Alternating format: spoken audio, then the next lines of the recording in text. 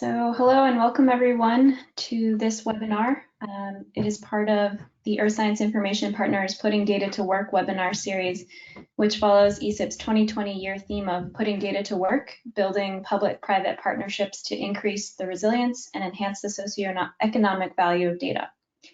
This webinar series is meant to move beyond data discovery to explore how the Earth Science community is putting data to work, using and reusing data in new and creative applications, creating derived products, and showcasing examples of data integration in order to enhance the resilience and enhance the socioeconomic value of data, as I just said. In addition, playing on the double meaning of work, this series also highlights public-private partnerships as we explore how data usage increases the value of our science research to other economic sectors. This is a theme that resonates with lots of ESIP collaboration areas, so we're collaborating with them. Today, we've joined the ESIP Information Technology and Interoperability Committee in their regularly scheduled tech dive. I'll pass it over to them in just a moment. Very briefly, if you're not familiar with ESIP, for more than 20 years, ESIP has helped members of the Earth Science data community to find each other across traditional boundaries and to work together. ESIP does this by fostering rich collaborative experiences, including 2 annual meetings. The next one is in July, numerous community-driven virtual collaborations that I'll tell you about in a moment, and through the ESIP Lab, which supports the development of innovative applied earth science technologies.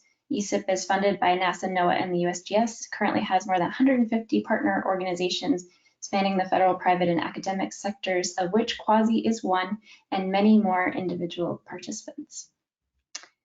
So ESIP collaboration areas are listed here. They primarily collaborate virtually and address pressing and emerging data-related challenges and opportunities for the benefit of both science and society. And these groups typically host monthly webinars with activities ranging from open discussion on key topics to webinar series to outputs like guidance documents and sessions at ESIP meetings and elsewhere. You can check out the ESIP Telecon calendar to see when groups are meeting, and feel free to join in at any time. No RSVP is necessary. So with that, I'd like to turn it over to Dave Blodgett, chair of the IT&I committee, to tell you more about that group and to introduce today's speakers. All right, cool. Thank you, Megan. So this is a slide I prepared for the recent webinar on the clusters and committees. And it just gives an overview of what the Information Technology and Interoperability Committee is kind of focused on and what we're doing in the kind of recent history and focusing on right now. The point here is we're trying to have kind of a full stack focus on this topic of IT&I. So, you know, focusing on everything from people who want data to people who want software to people who just want answers. And the kind of technical focus has been around cloud technologies, you know, webby kind of structured data best practices and standards, a la W3C, spatial data best practices. And more recently, I'm really interested in this concept of science gateways. We had a great talk last month on the Unidata Science Gateway, and increasingly the HydroShare team that we're going to hear from today has been building out a really fantastic set of tools to support hydrologic science. While not necessarily called a science gateway, I think HydroShare is pretty darn close to being, you know, ticking all the boxes. So I'm really excited to hear an update from them. And so Jerad, Executive Director of CUAHSI, Tony, and Jeff, who I'll let introduce themselves, have come along and are generously gonna give us a little time and an overview of what they've been doing in HydroShare recently. And I think there's the screen. I'll let you 3 take it away. Thanks so much for coming along. Thanks, Dave. So Jeff and Tony and I we're going to kind of do these things sequentially. Jeff, as you see, is associate professor at Utah State, part of the HydroShare development team. Tony Castronova actually spent time at Utah State before joining CUAHSI. He's a hydrologic scientist and is helping us with one aspect of HydroShare. So I think HydroShare clicks or takes, you know, is a layer of each, is one of each of the layers of Dave's little birthday cake there. We do provide data, discovery, and publication. We offer software and apps and can document workflows. And then we, which Tony will talk a lot about, is services and APIs. So some people know about CUAHSI and some people don't, but you know, kind of what motivates us is the idea that hydrology is multidisciplinary. It includes geography and public health and so on. Hydrology, like many earth sciences, is increasingly driven by software code, and so on.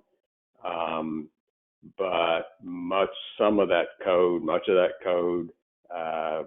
it's not necessarily reproducible, particularly when it comes to modeling workflows. And so these ideas motivate us in what we do. So CUAHSI, and here's the phonetic pronunciation, which some people need. But we're a nonprofit consortium. We're funded primarily by the National Science Foundation, but we also are supported by federal agencies and foundations. And so our overall mission is to advance water science, and we do that through community services like workshops, like the Summer Institute that we do at the National Water Center, and similar activities. And then we also have our data and modeling services, which I will give an overview of. Jeff will do a deeper dive into HydroShare, and then Tony will talk about the compute aspects. So some different, our community services are meant to tie into our overall water data services mission. So for example, we have these fellowships and grants that support graduate students to do certain kinds of research or have certain kinds of experiences, but that ultimately tie back to our data services. And so we also have this new Hydroinformatics Fellowship to develop different apps that use CUAHSI's data services. Dave Blodgett was a partner on one of those fellowships, or supported one of the students. We have the community meetings generally every year, not this year, of course, but last year we had our Hydroinformatics Conference. Next year we'll have our biennial. And then in 2022, CUAHSI and the hydrology section of AGU are sponsoring what we're calling the Joint Hydrologic Sciences Conference. So this is a new conference co-sponsored by CUAHSI and AGU, and so we're excited about that. And if you want to know more about what's going on, you can sign up for our newsletter. You can look at our cyber seminars, which are archived and have had more than 30,000 views, I think. So I mentioned the Summer Institute, and I mentioned this because I know a lot of the audience is from the ESIP federal partners. And so the Summer Institute is a really exciting activity that we partner with the Weather Service on at the National Water Center in Tuscaloosa. And so we have a lot of people. I mean, it's supported by the academic community, but we also have NCAR and Homeland Security and the Corps and USGS and others that are involved in that activity. It's a 7-week residential program at the Water Center. Students live on campus in student housing, and they work in the Water Center, which is a pretty cool experience for them. We've had Tony has given lectures on using Jupyter Hub. The last year in the Summer Institute, the students used critical zone observatory data, which is housed in HydroShare. They used the data there for some of their projects. And we're growing a community of people here at the Water Center or around the National Water Model. And I think, without advertising too much, there's opportunities with other federal agencies to do similar kinds of activities. The federal workforce, you know, there's a need to replace a lot of people who have left the federal workforce in the last 5 years or so and more, who are going to be leaving. And the Weather Service sees this as, among other things, a tool for recruiting. A number of the Summer Institute students have been hired by the Water Center or NOAA. So our water data services, and we do indeed see ourselves as a gateway. We support the Science Gateways Community Institute, SGCI. In fact, we are hiring an SGCI computer science summer intern this year to work with Tony on HydroShare. So we do see ourselves as part of that community. We're signatory to the FAIR agreement. We have leadership in the Internet of Water. As Megan said, we're members of ESIP and the Council on Data Facilities, active in EarthCube, and so on. So we do indeed see ourselves as a member of the Gateways community. So in terms of our data services, we have really two primary ones. One is the time series data service, which is what we call HydroClient. And it used to be a client because it used to be a desktop application. It is not that anymore, really, but users can search our metadata catalog in a map interface and find time series data of all types anywhere in the world. Most of these data services are curated services like NASA's GLDAS and USGS NWIS and so on, but then individuals can also upload their own time series data and publish them with the DOI in HydroClient. We're working with EPA to operationalize their interoperable watershed network service. There was a final report that came out of that pilot project in about 2016, and we will be implementing recommendations from that. It will greatly expand the data services that are available through the HIS, and HIS is around 10 years or so old, so we'll be updating that code to modern standards. CUAHSI is also a SWOT early adopter, so the Surface Water and Ocean Topography Mission, which will be launching sometime in the next couple of years if things go well. But CUAHSI will be serving the community streamflow data from that mission, as well as water level data. We have a sub-award with Northeastern University who is helping us to build the interface to serve up that SWOT data in a way that's useful to the hydrology community. So HydroShare is our other main service, and HydroShare is meant to kind of serve the full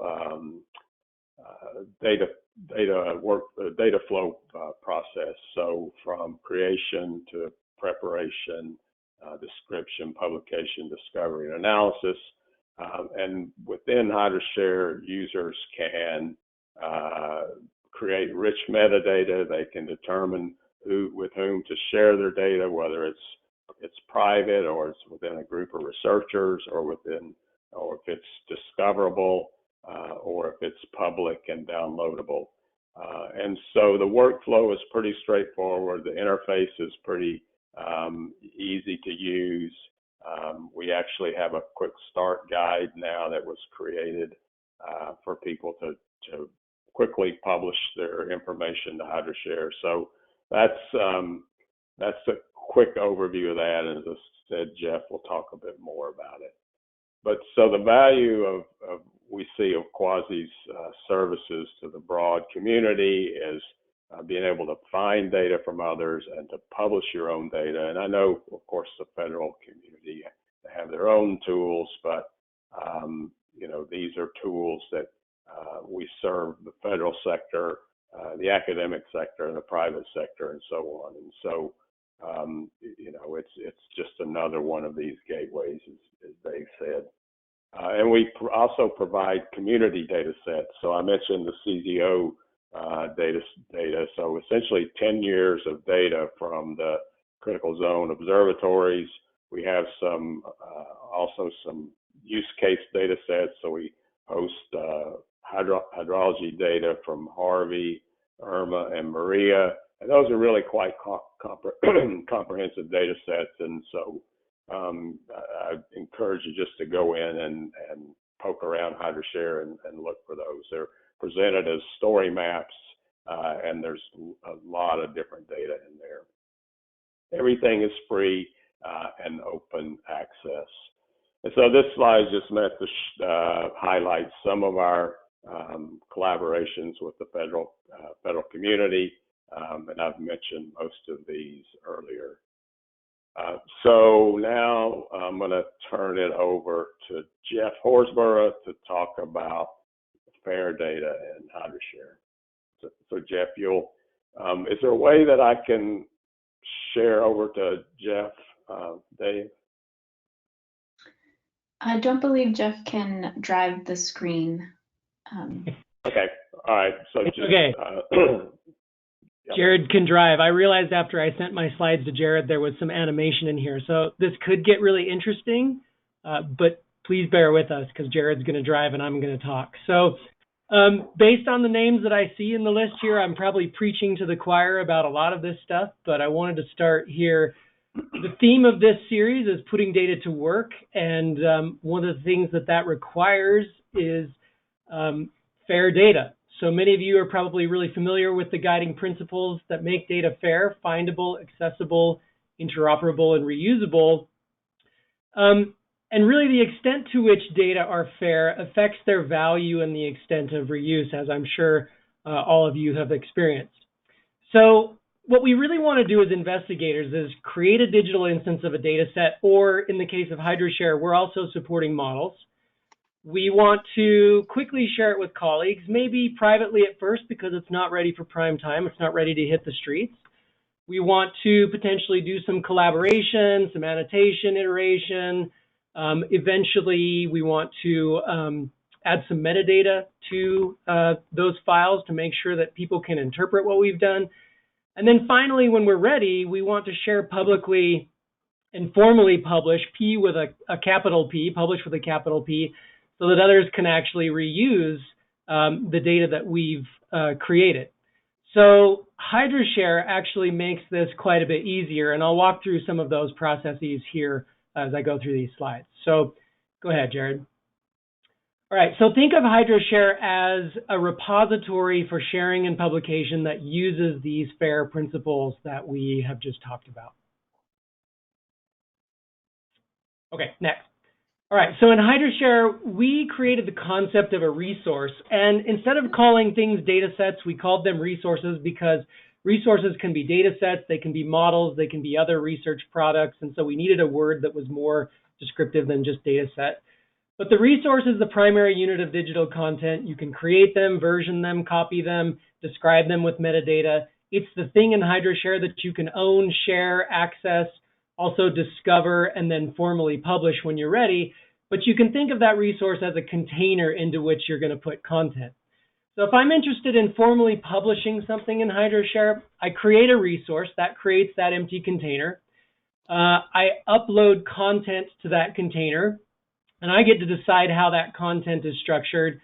I get to describe the resource with metadata, so the title, the abstract, the keywords, spatial and temporal coverage, all of that good stuff.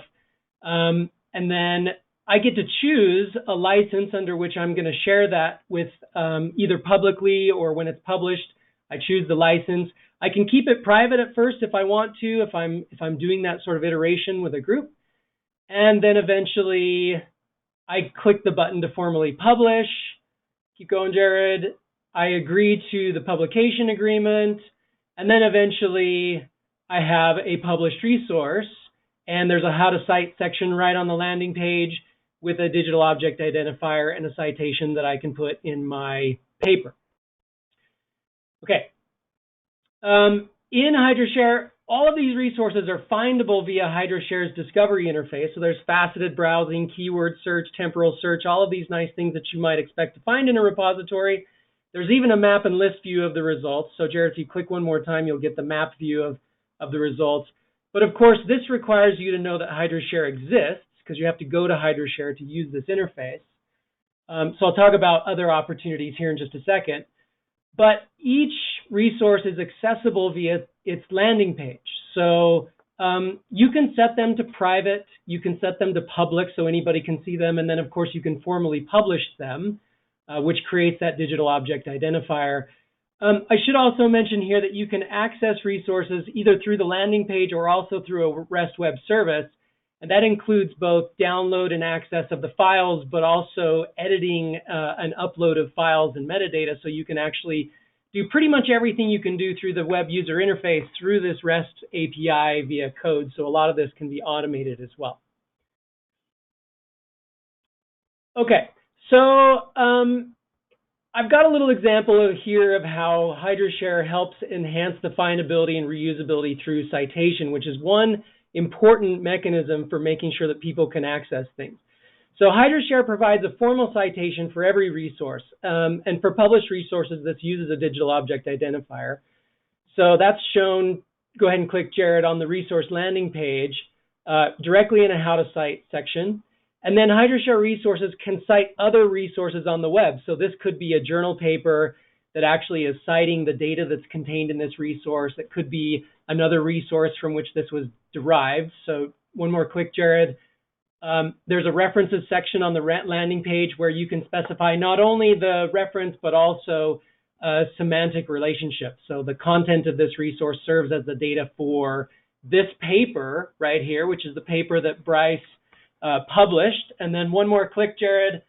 In the references section of that paper now are the formal citations to the data sets that Bryce used in this paper with the links directly to the resources in HydroShare.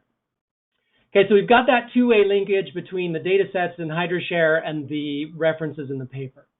We're also enhancing findability through interoperability. So before I said you have to know that HydroShare exists to go there and use the search interface, but HydroShare also exposes the standard metadata elements via the schema.org metadata schema. And schema.org is a structured metadata schema that was created by the major search providers that is now being used for exposing the metadata for data sets so that they can be cataloged by people like Google. So if I go to Google Dataset Search, I search for something like the Logan River, one more click, Jerad, I can find data sets that are hosted and stored in HydroShare via Google Dataset Search. And that's via the schema.org metadata that's exposed for all of the resources in HydroShare. Okay, keep going. So one more slide here on interoperability through standards. I could go a lot deeper into how HydroShare is handling the data, HydroShare's resource metadata, and how we're organizing things under the hood. But we're using some standards to do that. So HydroShare's resource data model is a profile of the Open Archives Initiative's Object Reuse and Exchange Standard. The metadata, the major metadata elements that we're using follow the Dublin Core Standard. And also, when you download a resource from HydroShare, it's packaged for download using the Bagot standard. So that gets zipped up into a zip file, you download it, and then the contents are structured according to Bagot. And then we're also using some open and standard formats for known data types that are commonly used by hydrologists and a lot of other people as well. So if you're sharing geospatial features, Esri shapefiles, geographic rasters, geotip files. So these are essentially open and known data formats that if you share your data using these formats, HydroShare provides some additional value-added functionality. Okay, one more click, Jerad. All right, so I've covered the F and the A and the I of FAIR, and those are great steps forward, but Tony's going to dive into more of the R because reproducibility of scientific results, I think, is one really important form of data reuse, and it's a really important form of putting data to work to make sure that we can sort of build on each other's results that we're getting. And so Tony's going to talk about some of the the computational tools, and the other tools that are available for interacting with data that's stored in HydroShare to do more workflow and computational kinds of things. So I'll turn it over to Tony. Thanks, Jeff. Jerad, I'm going to warn you, I also have animation, so keep on your toes. So when I was putting this together, I was thinking about some of the compute services that we offer to the community. And I just want to mention that this isn't inclusive. There's other things going on as well. But there's three major things that I'll be presenting briefly. The oldest is what we call the CUAHSI Jupyter Hub. This is a Jupyter Hub server hosted at the Renaissance Computing Institute in North Carolina that can support approximately 60 concurrent users. I say approximately because we've actually never gotten that high. So in theory, 60 concurrent users. It's been used quite a bit for research and education, and Jerad mentioned the Summer Innovators Program. It's been used there as well as some of our other workshops that we've done. And I think it's being used in a couple classrooms in this past semester, at least one classroom. It's focused primarily on Python and R. However, if you're familiar with Jupyter Notebooks and Jupyter Hub, and there's dozens of programming languages that can be used by loading different kernels and having them installed. What I do want to mention here is that the value that we're bringing is having a scientifically pre-configured environment.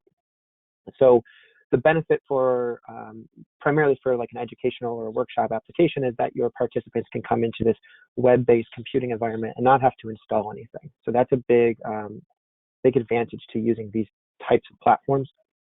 We're moving from this is our existing and our oldest system, and we're moving away from that to something in Google Cloud for a number of reasons. And one of them is that this, in theory, can support unlimited users. That's really dependent on our wallet, how much we want to spend, but we can scale out up and down based on usage. We can also create individual clusters. Oh, Jerad, do you mind going back real quick? Clusters, sorry, for workshops or classrooms and keeping them separate from the general community. And it allows a little more customization. There's one that I'm not talking, I omitted on accident here. It's a collaboration with the University of Illinois as part of the HydroShare project, which is to create a Jupyter Hub, which is called CyberGIS for Water, that runs on Exceed and provides access to high performance computing. So this is a very versatile environment. And the other two things I'll touch briefly is a collaboration that CUAHSI's been doing with MathWorks to provide a similar environment in Amazon for MATLAB live scripts. And that's a very powerful environment. It's pretty cool. And then how we're taking these kind of general purpose compute platforms and moving more towards the focusing more on the reproducibility aspect. And that's where Binder and MyBinder come into play, that really give complete control of, give users the complete control of how their environment is configured. And Jerad, you can advance now. So what I mentioned on the previous slide, these are all what we call third-party applications. So they're hosted and maintained independently of HydroShare. And that's very powerful because HydroShare, shown on the left, is a data repository. And we've heard all about that from Jerad and Jeff. But through the application programming interface, Jeff mentioned briefly that these web services, we can connect HydroShare to completely independent web apps. And some of the popular ones I have listed here, such as the National Water Model Forecast Viewer, HydroShare GIS, things like that. In the box on the right, we have MATLAB Online, the CUAHSI Jupyter Binder, and like I mentioned before, I should have had one other Jupyter Hub, that CyberGIS for Water. Those are what we kind of roughly classify as the compute aspect of HydroShare. And the one aspect or key point is that this application programming interface is actively maintained and designed to work with these web apps by using a special HydroShare resource type called a web app connector.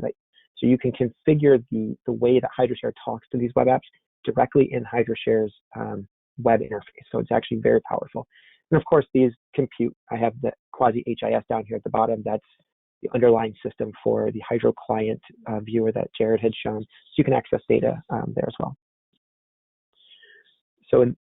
So yes, I just want to, I'm sure everybody is very familiar with Jupyter Notebooks and Jupyter Hub, but if you're not, this is the slide I usually have in the slide deck, that a Jupyter Notebook is a convenient way of combining live code, equations, visualizations, text in a variety of different languages in kind of this interactive workflow environment. These are typically run on your local computer.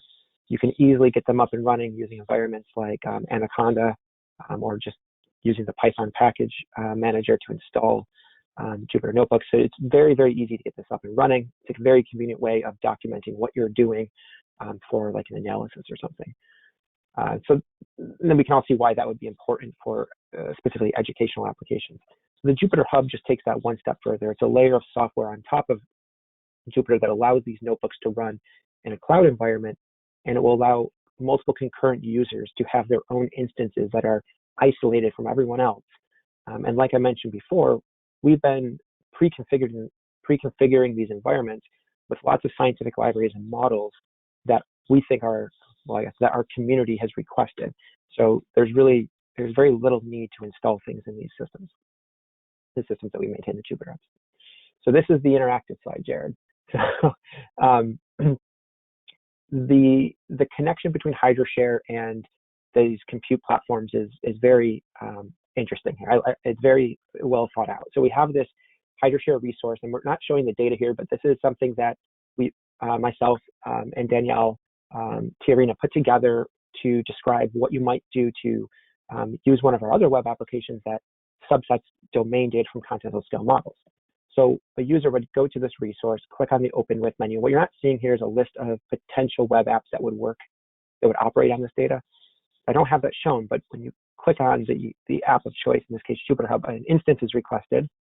And then we have an authentication handshake that takes place. So it's going to use your HydroShare account credentials to initialize an environment that's isolated from every other user on the Jupyter Hub. And then it's going to request the data based on globally universal IDs over there, GUIDs. And in this case, in the bottom left, you see this is the data that exists in this particular resource. And then that data is brought over to the Jupyter Hub. It's loaded. This is what it would look like potentially in the bottom right corner in Jupyter Hub, and you'd have your Jupyter notebooks. And you can run through this, and ideally you wouldn't have to install anything. So if you click one more time, Jerad. So ideally, and this is how we get back to the reproducibility aspect, if you have everything defined correctly, then you should be able to issue yourself a DOI from HydroShare, cite your workflow in your paper, and then you should be able to actually not just find your data, but your workflow and reproduce it. Yep, you can go ahead, Jerry. So in a very similar manner, you can use this MATLAB Online web application that we've collaborated with MathWorks to create. This is their MATLAB Online environment, or software environment that was deployed on AWS. And I put together an example for another workshop of interpolating rainfall data on a rectangular mesh using some data collected from HIS networks. I find the resource, I click MATLAB Online, and we go over to AWS. And Jerad, if you advance one more. And this is what we get. So it has a lot of the same functionality as a Jupyter Notebook, but a lot more, a lot of other bells and whistles. So if you're familiar with MATLAB, this is pretty cool. This is their MATLAB environment. So you have a whole customized ribbon panel at the top that has all kinds of built-in tools for plotting and stuff like that. You have the workspace variables in the bottom left, which is very standard. Your command window, in where you see the code, this is a MATLAB live script. You can run MATLAB.m files and stuff and things like that. The live script is very similar in appearance to a Jupyter Notebook. Here we have cells of code mixed with rich text, and we have plots, for instance, appearing on the right. However, they could also appear in line with the notebook code, just like in Jupyter Notebooks. So in Jupyter Notebooks and in this MATLAB Online environment, we've developed libraries to help move data back and forth. So when you're done running your simulations, you might want to send your data back. We have utilities built in for you to do that. And I did want to point out that this is something that we're actually testing, and we're looking for classroom and workshop examples. So if you're interested and you're using MATLAB and you want to play around with this, it can support, I think, up to 50 concurrent users. Go ahead and reach out to us, and we'd love to have you play around with it. So then this brings me to the kind of the end of the presentation here, and that's where do we go from those compute platforms to really satisfying the full reproducibility aspect of the workflow. And you may, you may, depending on your experience with Jupyter Hubs and other online computing platforms, you may have noticed that there's one kind of weak point in the overall system, and that is the overall approach, and that is the underlying system of, let's say, Jupyter Hub that's hosted at CUAHSI or hosted at University of Illinois or on AWS, GCP, wherever it is, has these pre-configured libraries. So if you were to write a notebook or write your workflow as some sort of a Jupyter notebook or MATLAB live script, and you publish it in Minted DOI, if that underlying compute system, if libraries update and it breaks your workflow, that there's a weak point there. So, because some of you is out of your control. Now, with things like MATLAB, it's a little bit less of a problem because they have a very mature set of toolboxes that I think are roughly backwards compatible. But if you're looking at open source environments, open source libraries in Python and R, things can change rapidly and not always remain backwards compatible. So we've been exploring how we can use Binder to allow users to tell us what their computing environment should be, and then build that computing environment and give them the Jupyter notebook or the R Studio or MATLAB or whatever they want. So on the right, we have two images here. This is, if you're familiar with mybinder.org, this is what their homepage looks like. It's an instance of the Binder software. It will run on their compute servers. And it was originally built around GitHub. But if you click on that, in the drop-down menu, I'm sorry, not you, Jerad. On the drop-down menu, I have, which I did in the figure on the front right, you can see HydroShare Resource is now one of those options. So you can directly choose, I want to launch from a HydroShare resource, and it will go and grab the data from HydroShare. It will read the Binder configuration files, which sometimes we refer to as like a recipe, that tells Binder all of the Python libraries or R libraries or code that needs to be compiled or Linux libraries need to be installed, all of that. It'll build all of that, and then it'll drop you in that environment. So one additional thing we've done on top of this is created a base image to start. For all HydroShare users can start with a base image that already has a certain set of tools pre-installed, and then they can install their other libraries and configure from there to build their Binder environment. Now, it's not necessary, but that's one extra thing that we've done. Jerad, you can change the slide now.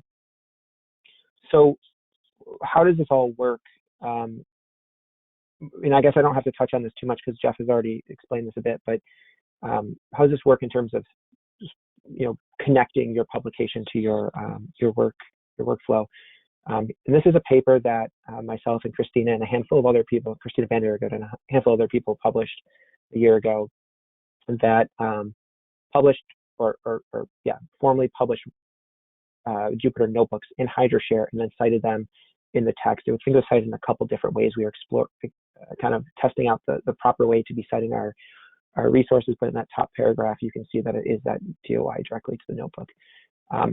Again, I mentioned the weak point of the system, the computational environment changing or software versions evolving after your publication, and that is a problem that we ran into here.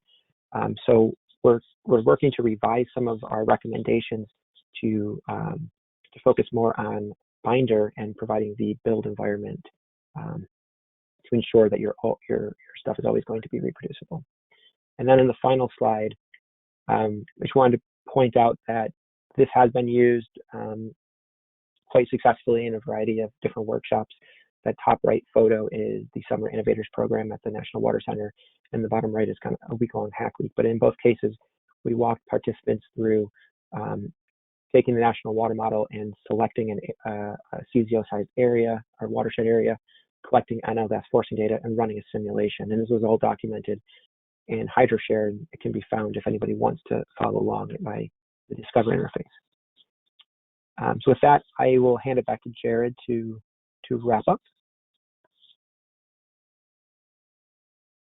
Yeah, thanks, Jeff and Tony. I was on a call this morning with people from all over the world as part of the UNESCO International Hydrological Program. And I had a presentation, and the conversation was about online education. And so I was there to talk about HydroShare's resources. And the presenter before me was a woman from Turkey, and she put up HydroShare slides on as a part of her presentation with no prompting from me. And so, you know, I think this is an indication of the growing acceptance and use of HydroShare. The State Department stood up an instance of HydroShare to be used in the Mekong, by the Mekong River Basin states. It's called Mekong Water. You can go look at that. But it's HydroShare with a different front page on it. So Megan and Dave, thanks so much for inviting us. And we are here to answer any questions. Fantastic. Thanks for the rundown. Really good talk, and yeah, I appreciate it. So for those of you on the call, I put in the chat a link to CUAHSI's latest newsletter that actually dropped while we were talking. It's a really good resource if you're not signed up for it. So if you want to learn more and see how this evolves, definitely sign up for the newsletter. It won't spam your inbox too bad. It's like once a month and packed full of good information. And I also linked to the slides to today's presentation, which are published in HydroShare, fittingly. So if you want to take a look at those, they're linked. And we have a first question in the chat, but Leslie, do you want to unmute and ask your question, or should I? Sure, Dave. Hi, thanks for your presentations. It's always great to hear the updates. It seems like you are always adding new features and they're all up to with the latest technology. So my question was if you had a strategy for attracting new users and metrics for helping with that. That's something that I'm always trying to figure out how to do. Yeah, you must be a plant from the National Science Foundation. That's the question they always ask us. And so, you know, I mean, I think we have a number of strategies for attracting users, and one of them is just doing things like we do today. And so we present everywhere we can. We offer to hold workshops at conferences. And, you know, as I mentioned, our community activities, our education activities, and so on are really meant, they're meant to do the education piece, but they're also meant to drive people to our data and our data services. And so, for example, the Summer Institute, you know, but the work that Tony did and teaching people on how to use Jupyter and Jupyter Hub, that drove new users to HydroShare. Metrics is always a challenge. I mean, we collect lots of metrics and we report on lots of metrics to NSF, and I'm happy to share that with you, Leslie, offline. The problem that I think that we face and that the community faces is interpretation of the metrics, right? So we have 5,000 HydroShare users. So are we at market saturation, or is that just 1% of the potential users? You know, so we have a little bit of trouble interpreting the metrics. I mean, we can tell you how many users we have, how many people have logged on, but you know, trying to decide if that's good or bad is a challenge. There are a couple of papers that have been published in the last year or so. Jeff was a lead author on a paper in Wires, and that was this year, and it was what was the title of it, Jeff? Something about assessing the state of data publication in hydrology. Yeah, there you go. So anyway, that talks about metrics, and then there's another paper that I'll find real quick and put it in the chat box. But it was, again, all about metrics. And one of the conclusions of that paper was that there's no one size fits all in terms of metrics. Great, thank you.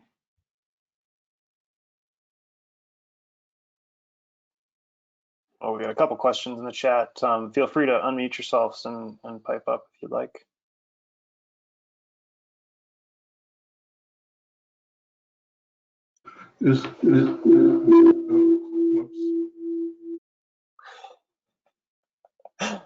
Or I can, David, I can take that one if audio is going to be problematic. Is there any way in HydroShare to have real-time graphs such as or similar to using InfluxDB with real-time IoT sensor feed and using Grafana, ThinkSpeak, etc. to run continuously executing stats models, etc.?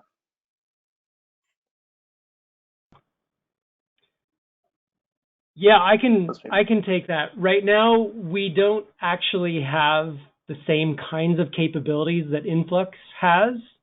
For those of you who don't know, Influx is a time series database.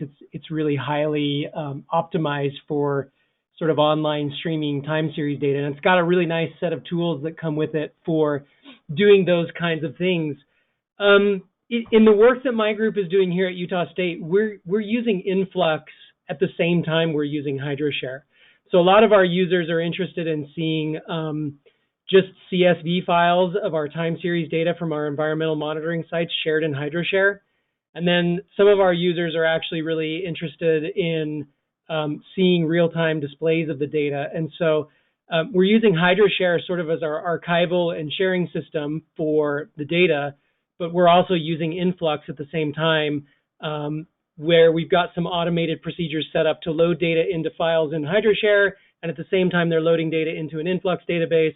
And then we've got a couple of tools like an online time series analyst tool that accesses the Influx database at the same time. So the answer is no, it's not built into HydroShare, but that's not to say you couldn't pair your sharing of data in HydroShare with things like Influx and other tools in that way.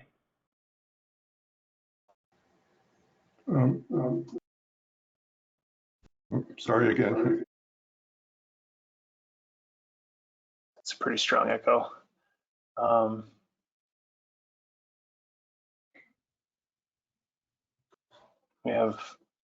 guess we can go to the next question. Yeah, David was just asking for links to projects. Next question here. Jeff talked about DOI generation and linked published journal article within the HydroShare resource. What is the preferred timeline for this? When submitting an article for peer review, you might want to include the DOI, which as far as I understand, locks the resource from any further editing. But at this point, the journal article itself is not published. Yeah, this is a really great question. And I'm glad you asked this because I'm actually working on a HydroShare resource like this morning with one of my students who's getting ready to submit a paper. We wanted to make sure that the HydroShare resource is complete because the reviewers of the paper might actually want to see that resource in their review. So you're right. When you formally publish a resource in HydroShare, it receives a digital object identifier, and HydroShare also makes that resource immutable. You can't change it, you can't modify it because it's published effectively. And so that does present a bit of a timing challenge associated with papers. If you're trying to synchronize the DOIs of a paper with a resource, it can be done. And if you ever have any questions, just follow up with us.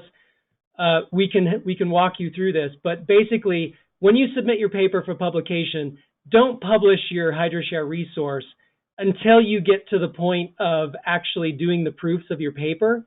And then when you are confident that you no longer need to make any changes to your HydroShare resource based on feedback that you've gotten from the reviewers of your paper, publish your resource, put the DOI in the references section in the proofs of your paper, then your paper gets published.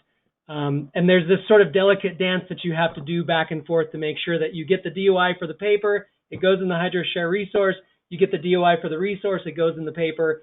And we've got an issue in our issue tracker for trying to make it so that you can actually modify the resource in HydroShare after you've published it to add, say, a reference to a published paper.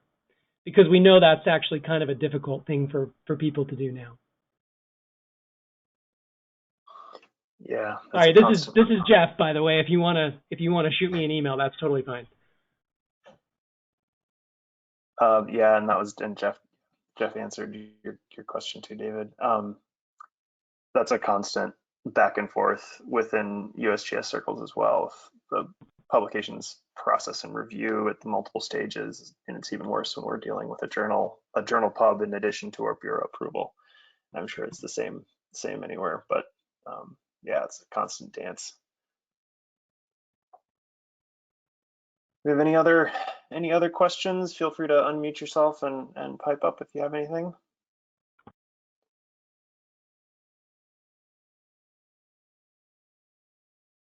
This is Aditi. One more question about the Jupyter Hub reproducibility issue. Does that mean if you're using something like R Markdown locally, that you really shouldn't be using that to link with this Jupyter Hub, that you need to be doing it, you know, for that full reproducibility, you need to be using Jupyter Hub from the beginning of your process? So no, I don't think that's necessarily the case. I think it's just important that to enable full reproducibility, it's important that you tie down every library and library version and operating system dependencies and things like that. They need to be tied down. So we expect a lot of people to be developing their Jupyter notebooks or whatever research they're doing, that might be doing it locally, and then when they're interested in disseminating their work or publishing it, they might start playing around with the Jupyter compute, or the CUAHSI compute as one example. And then you just want to make sure that everything runs there. But as we evolve those systems, if a library is updated and if that library doesn't happen to be backwards compatible, that can present issues. So the best thing to do, and this is kind of silly, is if there is a README file that thoroughly just explains all of the dependencies, then that should be sufficient. But what we are moving towards is, if for instance, you have that README that you say should work, but then if you implement these binder configuration files and launch it in one of our newer platforms that uses binder, then you're really showing proof that those instructions work, because it's going to build those instructions on the fly. So we are leaning more and more towards using things like binder, which is just that extra layer on top of Jupyter, to really ensure that things are reproducible, because it will go through it'll go through your instruction set in a very specific order, and it will replicate the exact environment that you may have used on your local computer. There are other things that our team is researching around to support reproducibility in kind of the more generic Jupyter Hubs with the pre-configured environments. And we didn't really talk about them at all today. So I don't really want to, one of them is called SciUnit. I don't really want to dive into that. But there are other ways to make sure your data or your workflow is reproducible. But a thorough README or instruction it probably takes you about 90-something% of the way there. So actually, on that topic, I've been getting a lot of mileage out of old Jupyter. I guess it's a Python package that is an add-on to Jupyter. It's not a plugin per se. If you pip install it, it's called JupyText, and that's allowed me to run R Markdown in Jupyter, and then I can develop in whatever IDE I want, whether it's Python or R, and then I can also run those Markdown documents headless on HPC. Have you guys played with that kind of pattern at all, where you're able to pull up a notebook view but also run it headless? There are a few approaches to doing that concept. I'm just kind of curious if you've played with it. We haven't explored that very much. I believe there's one of the groups on the HydroShare project, one of our collaborators in that project, they're investigating running models in HPCs. And I think they may have also looked at just running the notebook all the way through, like submitting it as a job. But from what I talked about today, the environments I talked about today, no, we haven't really explored it. But what was the name of that it's called Python package? Jupitext, and it makes it, yeah, it turns a markdown, and so it turns our markdown into a notebook, but it doesn't save the notebook checkpoints at all. So you can check your notebook in essentially without any of the garbage that IPython puts in there. And then you can also, like, you can do a Docker run that just kicks off our markdown and runs it to completion. And yeah, and like parameterize the environment variables and all that kind of stuff. It's pretty cool. I mean, it's a little boutique, but it's really good if you need to move between local development, shared Jupyter, and then potentially kind of run, scale stuff up on an HPC, because you can then run it with a Docker HPC container. So yeah, I'll definitely take a look at that. I mean, the environments that we have set up right now, like the ones I said that are the most stable, that one's at the Renaissance Computing Institute. That's our oldest one. Users can actually install libraries. It's just when they leave and they come back, it starts from that original snapshot. So then they have to reinstall things. So we kind of encourage them to not install it, but install libraries, understanding that there's plenty of cases where, the system updated some Python library and you need an older version. So you just want to make sure it's installed properly. And that's why we're focusing a lot of our efforts towards just how do we lower the barrier enough so that scientists, that the people that care about answers can configure the environment and not have to worry about the cyber infrastructure level of stuff, like all the Docker stuff. And we're leaning towards Binder for that. And I'm sorry if I didn't 100% answer that R Markdown question, because I don't really write R code. No, it's all good. It's actually it's a bit misleading. It's a bit of a misleading name, because R Markdown supports a lot of kernels. Essentially, you can run a lot of different programming languages within the code chunks. So okay, I'll take a look at that. Cool. Too. No, that's all good. Yeah. Are there any other questions? I think we're running up toward the end of our time here, but we have a couple more minutes if there's anything else. Lots of good links in the chat if anybody wants to scan those. All right. Well, thanks a lot for coming along, everybody. This was a big crowd and a great talk, and thanks for the lively discussion. This presentation has been recorded, and we'll be putting it up on YouTube soon. You can check back the ESIP Wiki IT&I list. We'll have it. Megan just pasted the next Putting Data to Work webinar on June 24th in. And last word is next month, I'm hopeful to bring together a IT&I quarantine edition, where I'm going to search far and wide for people that want to share their favorite quarantine tech. So ideas for more productive meetings, pieces of reproducible kit that you've found that are really helpful to work while you're outside of the office.